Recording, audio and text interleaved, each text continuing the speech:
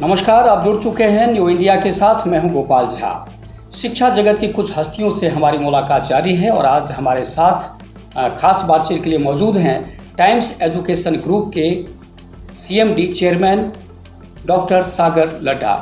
लड्ढा जी, बहुत बहुत स्वागत है आपका। और इस बातचीत की शुरुआत हम इस सवाल से करना चाहेंगे कि आप काफ़ी लंबे अरसे से शिक्षा जगत से जुड़े हुए हैं।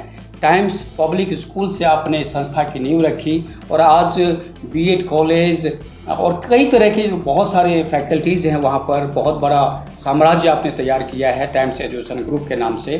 तो आपकी शिक्षा यात्रा कैसी रही और वो कौन सा मोड़ था जब आपने तय किया कि हमें शिक्षा जगत को ही चुनना है? नमस्कार।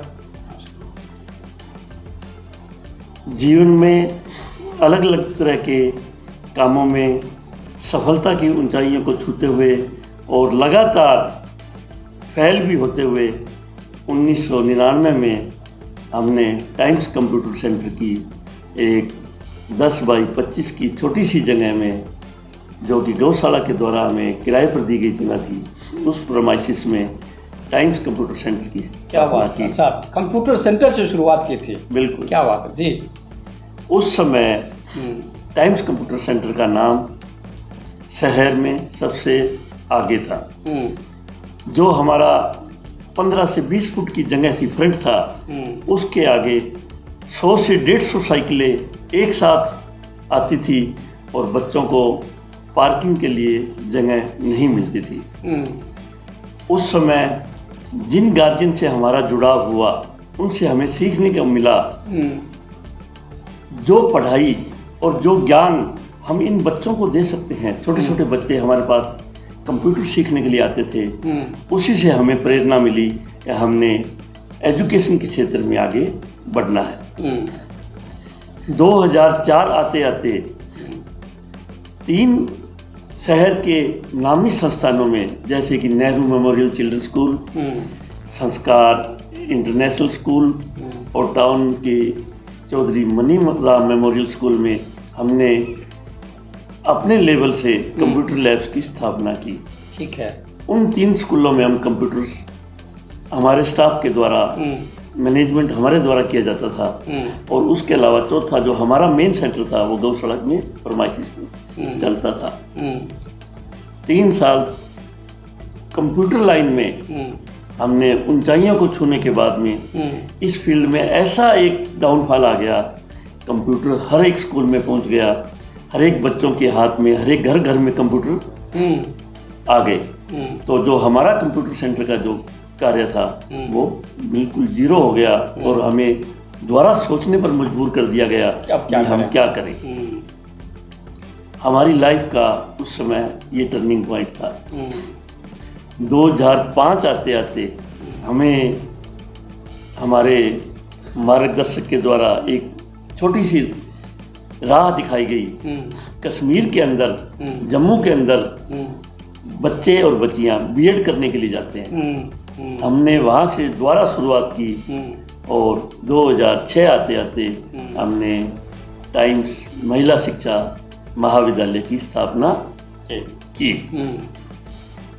वो लाइफ में ऐसा टर्निंग पॉइंट था। उस समय हमारे पास न कोई संसाधन थे, न कोई हमारी फैमिली का बैकग्राउंड ऐसा था कि हम कहीं से कोई पैसा जुटा पाते। परंतु हमारे जीवन का एक ही मोटो रहा, ब्रेक द बैरियर्स। किसी भी तरह की रुकावटों को हम पार करते हुए, हम 3 भाई हैं, सब ने कंधे से कंधा मिलाकर मेरा साथ दिया और टाइम्स B.Ed कॉलेज शहर में एक नामी संस्थान बन गया। उसी साल हमें STC की मान्यता मिली। 2007 से 8 आते आते हमें टाइम्स शिक्षा शास्त्री महाविद्यालय के नाम से एक नई एफिलिएशन मिल गई और एक साथ हमारे 3 कॉलेज चल पड़े। हमारा उस समय जब B.Ed का जो ये सीजन स्टार्ट हुआ, एक ही मोटो था, बच्चा जो हमारे यहाँ से शिक्षा लेके निकले, जिसमें 90% फीमेल स्टूडेंट्स थे, उनको ऐसी शिक्षा दी जाए, ऐसी रोजगार पर एक शिक्षा दी जाए कि बच्चा हमारे यहाँ बीएड करने के बाद उसको 100% जॉब मिल जाए। और ऐसी एक भावना लेके हमने ये कॉलेज स्टार्ट किए, और वो ऐसी मालिक की हम पर अपार कृपा रही कि हमारे स्कूल, हमारे कॉलेज बहुत नाम आगे से आगे बढ़ते गए। 2009 आते आते हमने टाइम्स पब्लिक स्कूल के नाम से स्कूल की स्थापना की, और 2011 आते आते हमने उसमें सीनियर सेकेंडरी क्लासेस तक ऐड करते गए, और धीरे धीरे एक ऐसे प्रगति के पथ के ऊपर चले। करीबन 850 बच्चे पहले 3 साल में ही हमारे स्कूल में एडमिशन ले लिया। क्या बात। स्कूल और कॉलेज के क्षेत्र में हमारा शहर में प्रतिष्ठित नामी संस्थान बन गया। हमने हमेशा, हमारे मार्गदर्शक थे, उनसे ली हुई शिक्षा पर ध्यान दिया, बच्चों को अच्छे से अच्छा पढ़ाने की कोशिश की, अच्छे से अच्छा रोजगार दिलाने की कोशिश की। और 2015 आते आते गवर्नमेंट के द्वारा 4 ईयर इंटीग्रेटेड कोर्स शुरू किया गया। हमने वहाँ भी प्रयास किए, और 2016-17 का सेशन हमें टाइम्स इंटीग्रेटेड कॉलेज के नाम से हमें मान्यता मिल गई। हमारे साथ एक नया बीएड का संस्थान 4 ईयर बीएड ऐड हो गया। इस तरह हमारे 4 तो बीएड कॉलेज और 1 स्कूल प्रगति के पथ पर बढ़ते हुए जा रहे थे। 2018 आते आते फार्मेसी कॉलेज, हमारा टाइम्स फार्मेसी कॉलेज स्टार्ट हुआ, जिसमें हमने 60 सीटें हमें मिली। और हमारी टीम ने इतनी मेहनत की, पहले साल ही हमारी 60 की 60 सीटें भर गई। रिजल्ट की तरफ देखते हुए, बच्चों को मेडिकल शॉप पर कार्य करवाते हुए हमने एक ऐसा कार्य किया कि हमारे सभी बच्चे पास भी हुए, और सबको मेडिकल स्टोर पर बढ़िया से बढ़िया रोजगार भी मिला। और 2020-21 आते आते हमें नर्सिंग कॉलेज की मैंने स्थापना की। नर्सिंग के क्षेत्र में गवर्नमेंट के साथ हमारे 42 कॉलेजों के विवाद हो गए। पहले टाइम्स नर्सिंग कॉलेज के नाम से हमने जीएनएम 3 साल का कोर्स स्टार्ट किया, और उसी साल टाइम्स नर्सिंग कॉलेज में बीएससी नर्सिंग की कोर्स भी ऐड हो गया। ये दोनों कोर्स जैसे ही ऐड हुए, हमारे परिवार के, मेरे 2 भाई हैं, दोनों भाइयों के 2-2 बच्चे जो कि डॉक्टर बन चुके थे, उनके हिसाब से हमने मेडिकल के क्षेत्र में जो नर्सिंग के कॉलेज खोले, वहाँ हॉस्पिटल की स्थापना के लिए हमने कदम रख दिए। परंतु गवर्नमेंट के साथ 42 कॉलेजों के डिस्प्यूट होने के बाद में नर्सिंग कॉलेज बंद होने शुरू हो गए। कोर्ट में या गवर्नमेंट के साथ हम लड़ाई लड़ नहीं सके। 50 बेड का हॉस्पिटल की रिक्वायरमेंट थी, जो इन्होंने 100 की करके जो 42 के 42 कॉलेज थे वो बंद करवा दिए। परंतु हमने हार नहीं मानी। आज भी कोर्ट में केस चल रहे हैं, और मेरे पास जीएनएम नर्सिंग का एक बैच चल रहा है, जिसका अभी लास्ट ईयर चल रहा है, फाइनल ईयर चल रहा है। नए बच्चे हमें गवर्नमेंट से अलॉट नहीं हुए। 2023 आते आते हमने डिग्री कॉलेज खोल लिया, SBM लड्डा कॉलेज के नाम से, और 2023 के लास्ट में हमने लॉ कॉलेज की हमें गवर्नमेंट से रिकॉग्निशन मिल गई। इस तरह हमारे पास 4 बीएड कॉलेज, एक फार्मेसी कॉलेज, एक नर्सिंग कॉलेज चल रहे हैं, और जो लॉ कॉलेज है उसकी जो रिकॉग्निशन है अभी bar council of India BCI में विचाराधीन है। जब तक BCI की एफिलिएशन मिलेगी, उसके बाद उम्मीद है अगले साल तक हम ये लॉ का संस्थान भी चला पाएंगे। क्या बात। मतलब कुल मिलाकर 1999 से लेकर 2025 तक का जो सफ़रनामा है, आपने बहुत ही सिलसिलेवार तरीके से समझाया है। अब हम चलिए इसी बहाने आप ये भी बता दीजिए कि आने वाले समय में आपका मिशन क्या है एजुकेशन को लेकर। इसी दौरान हमारा TCS कंपनी के साथ टाइप हुआ। उनके ऑफर के हिसाब से हमने 250 कंप्यूटर्स की ऑनलाइन एग्ज़ाम कंडक्ट कराने के लिए 6 लैब्स तैयार की। आज पिछले 4 साल से नई टेक्नोलॉजी के हिसाब से बच्चों को आगे बढ़ाने के लिए, टेक्नोलॉजी से रूबरू कराने के लिए हमने जो IT लैब स्थापित की, उसमें रोज़ाना 150 से 200 बच्चे पूरे गंगानगर और हनुमानगढ़ डिस्ट्रिक्ट के अलावा पूरे राजस्थान के कुछ क्षेत्र से भी बच्चे ऑनलाइन एग्जाम देने के लिए हनुमानगढ़ में आते हैं। बहुत बढ़िया। आज के युग में जो गवर्नमेंट की नीति है, बच्चा पढ़ाई के साथ साथ स्किल एजुकेशन मिले, इसको देखते हुए 2023 में हमने स्किल एजुकेशन के लिए RSLDC और NCDC NSDC में रजिस्ट्रेशन करवाए और सौभाग्य से 2024 में हमें PMKY 4 पॉइंट में हमें काम मिलने शुरू हो गए। उसमें करीबन 400 बच्चों को हमने फ्री ऑफ कॉस्ट गवर्नमेंट की नीति के हिसाब से कंप्यूटर एजुकेशन, बच्चियों को सिलाई शिक्षा और कढ़ाई शिक्षा, 3 तरह की लैब्स हमने तैयार की, जिसमें 100 कंप्यूटर की लैब है हमारे पास, 60 सिलाई मशीनें लगाकर हमने सिलाई मशीनों की लैब तैयार की और 2 लैब्स हमने कढ़ाई सिलाई के लिए की। ये करीबन 6 से 7 लैब हमने नई तैयार करके हमारे कैंपस के अंदर ही, और करीबन 400 बच्चों को हमने स्किल एजुकेशन देकर रोजगार के लिए उनको आगे रोजगार दिलाया। बहुत बढ़िया लड्डा जी, बहुत सारी कहानी है, बहुत सारी उपलब्धियां हैं आपकी।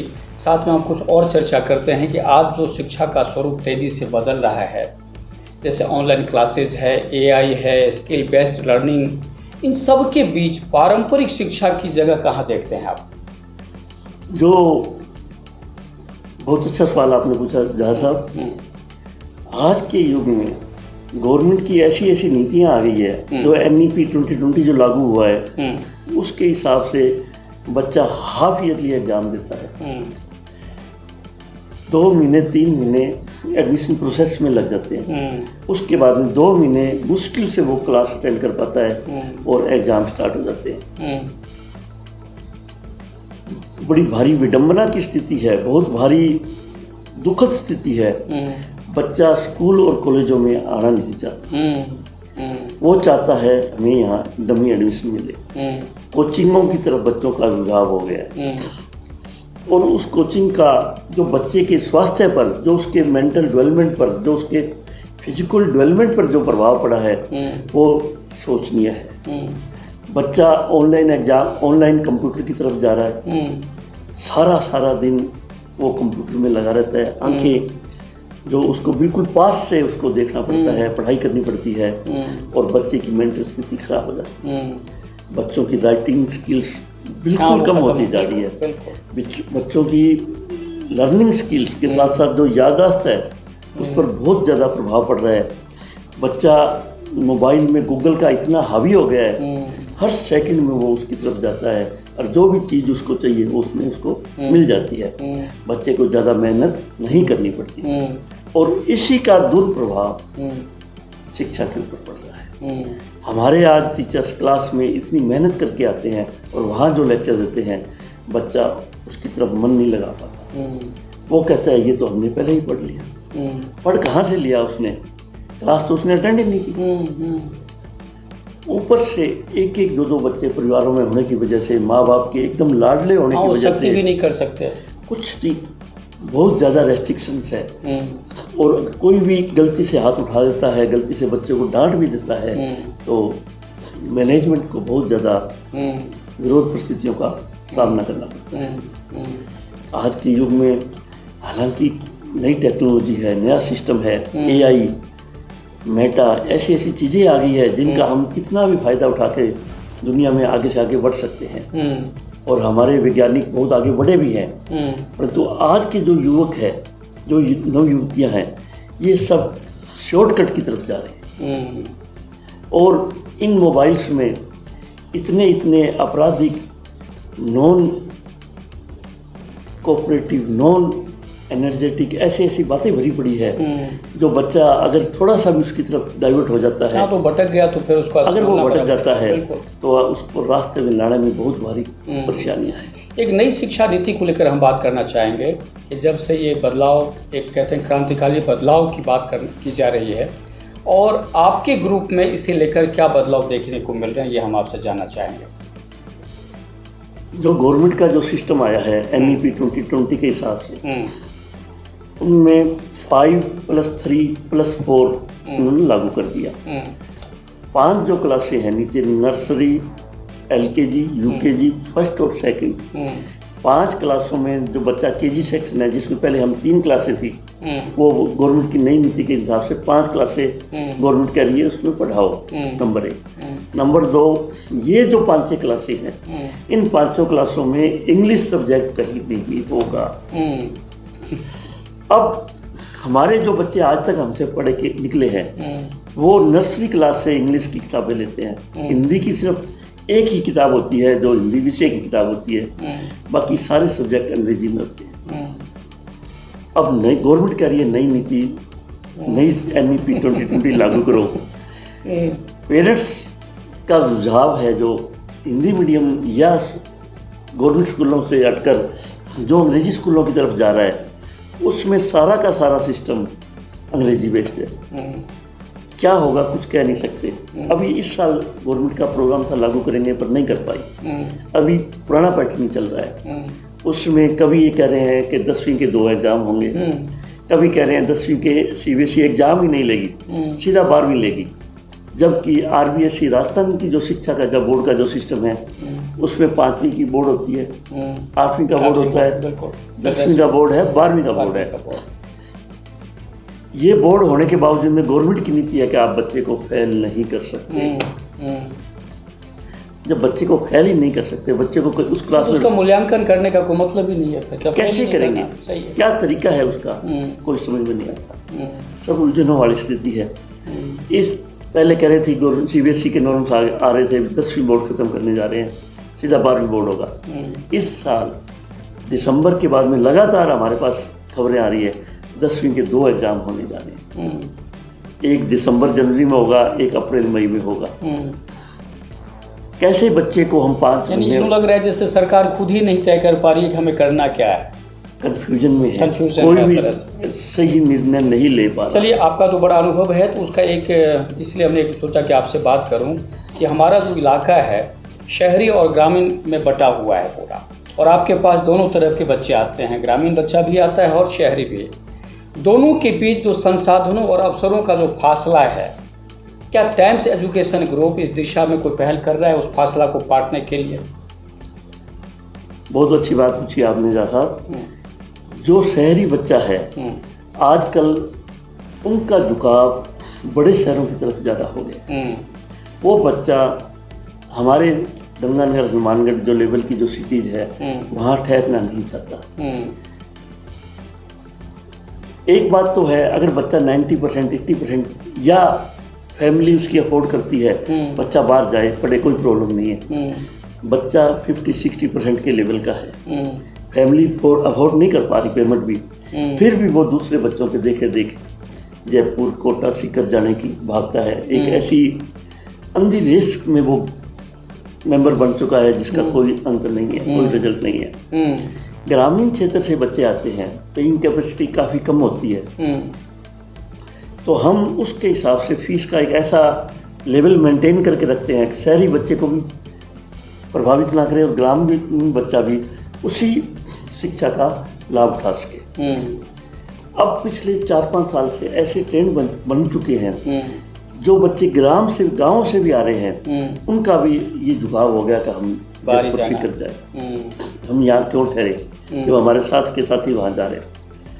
ऐसी परिस्थितियाँ, विपरीत परिस्थितियाँ हनुमानगढ़ और गंगा जिले में है। पीड़ा है हमें 10वीं, 11वीं, 12वीं में एक सेक्शन हम जो 30 बच्चों का है वो भी पूरा नहीं कर पा रहे। ठीक है। और जो इन क्लासों को पढ़ाने के बड़े टीचर्स हैं, उनकी जो सैलरी बहुत ज़्यादा होती है, उसके हिसाब से हमें क्वालिटी के टीचर्स भी रखने पड़ते हैं। मजबूरी है, उतनी सैलरी दे नहीं पाते। फिर भी एक ऐसा प्रयास जारी है, बच्चा भी यहाँ रुके, कम रेट में वो शिक्षा हम दें और हमारे टीचर्स को कुछ एक्स्ट्रा देकर, हमारी सोच है कि वो हमारे इन्हीं बच्चों पर अच्छी मेहनत करें ताकि हमारे बच्चे भविष्य में प्रगति के पथ पर बढ़े, उनको अच्छे नौकरियां मिले। आपका तो देखिए लंबे अरसे से आप एजुकेशन सेक्टर से जुड़े हुए हैं।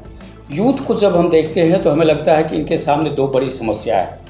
एक तो डिग्रियां हम दे रहे हैं, यूनिवर्सिटीज़ दे रही है कि चलो जी इनको बीए पास कर लिया, एमए पास कर लिया, डिग्री दे दो उनको, बस ठीक है। शिक्षित बेरोजगारों की एक लंबी जमात हम तैयार कर रहे हैं।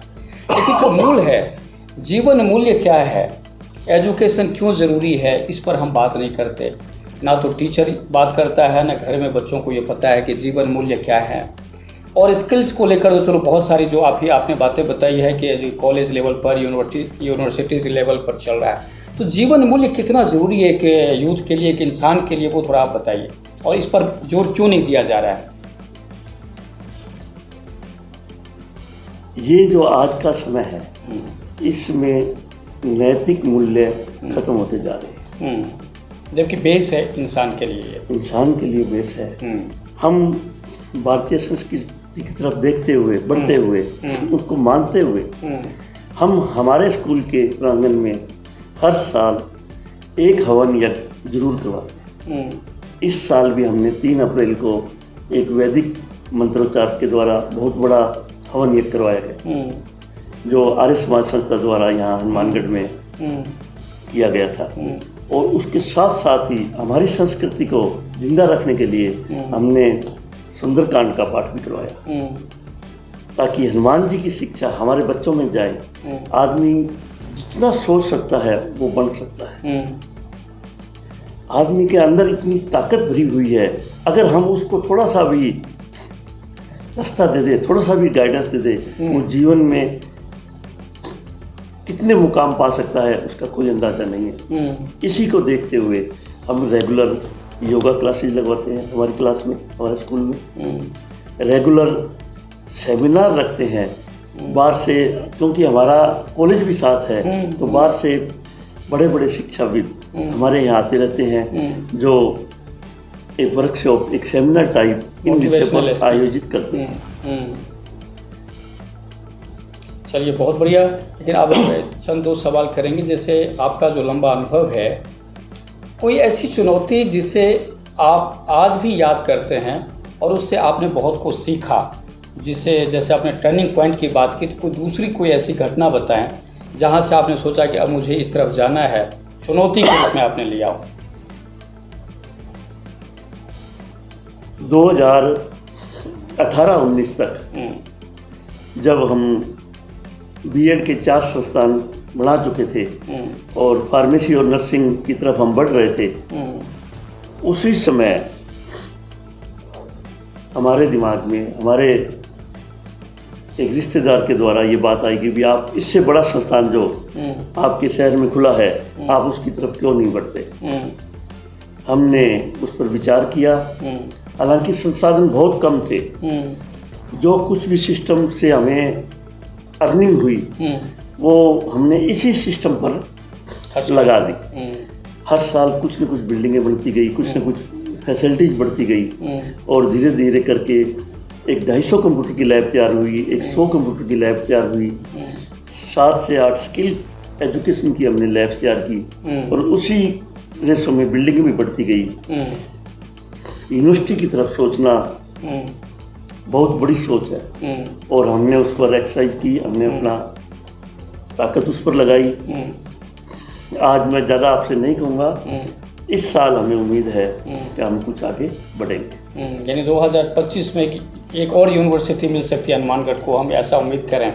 मैं अभी कुछ बता नहीं सकता इसके बारे में, किंतु हम प्रक्रिया चल रही है, पॉजिटिव है। ठीक है, इस पर हम 2 कदम आगे बढ़े हैं। अपना प्रयास चल रहा है, बाकी तो हो ये है, सोच जो राम रचि राखा वही है। ठीक है, चलिए, और आखिरी सवाल ये है कि देखिए, शिक्षक बनना आज के समय में एक बड़ी जिम्मेदारी है।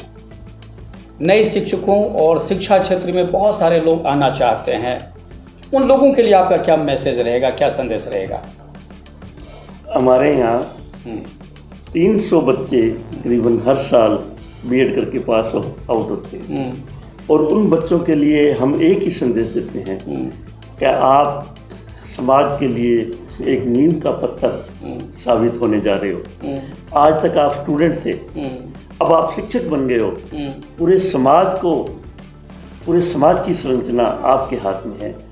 आप एक ऐसा नैतिक आचरण, एक ऐसा अच्छा आचरण, एक ऐसा अच्छा उदाहरण समाज में पेश करें, ताकि आने वाली पीढ़ी आपको, आपकी संस्थान को याद रखे। ठीक है। आज स्टूडेंट क्लासेज अटेंड नहीं करना चाहता, हर एक चीज़ शॉर्टकट चाहता है, परंतु हमें उनको टेक्नोलॉजी के साथ साथ जो ये प्रारंभिक शिक्षा है, जो ये ब्लैक बोर्ड की शिक्षा है, उसकी तरफ भी उसका रुझान जारी रखना है, ताकि बच्चों की जो लर्निंग कैपेसिटी है, जो रीडिंग कैपेसिटी है, जो राइटिंग कैपेसिटी है, इनमें सुधार हो और बच्चा आने वाले युग में, आने वाले जीवन में अपनी कामयाबी एक कंप्यूटर या एक मोबाइल बनकर न रह जाए, एक इंसान बनकर एक अपने पूरे परिवार और पूरे समाज में एक कैरियर गाइडेंस इंसान बने। और यही हमारी टाइम्स एजुकेशन ग्रुप का जो लोगो है, टाइम्स क्वालिटी एजुकेशन, इसको चिरस्तार्थ करता है। बहुत बढ़िया। तो आप हैं डॉक्टर सागर लड्ढा, जो उन्होंने बहुत ही अपनी सफलता की कहानी भी सुनाई, आने वाले भविष्य को लेकर जो योजनाएं हैं उसके बारे में उन्होंने इशारा किया, संकेत दिया, और हम उम्मीद करेंगे कि इनकी जो इच्छा है बहुत जल्दी पूरी हो। और अगले एपिसोड में किसी और हस्ती के साथ हम आपसे मुखातिब होंगे। दीजिए इजाज़त। नमस्कार। नमस्कार।